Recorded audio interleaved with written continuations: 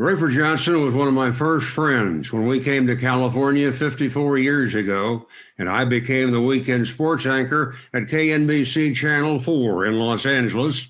Rafer at that time was doing the sports on the 11 o'clock news with Tom Brokaw. Rafer was one of the finest men I've ever known, a true gentleman.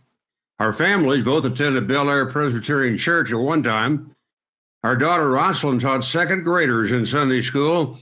Rafer would join her, saying, "I'm not a teacher, but I want to be here so the kids, especially the boys, will know that a man loves them." My wife Lynn said to him, "Rafer, you could have been in the movies or a number of glamorous positions, but you chose to help youngsters. You and Eunice Shriver started Special Olympics.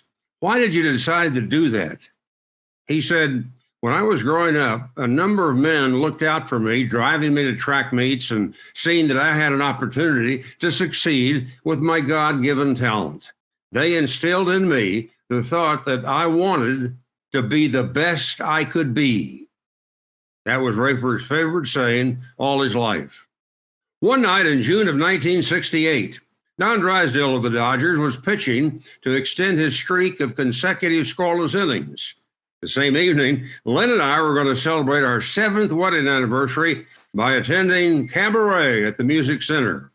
That afternoon in the office at work, I said to Rafer, "I wish I could hear the game tonight, but I don't have a radio." Rafer opened his desk drawer and said, "Take mine."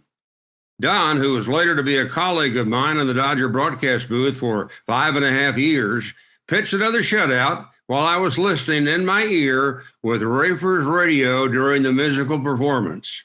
After the show, we went to Chinatown for a late dinner. It was also the night of the California Democratic presidential primary.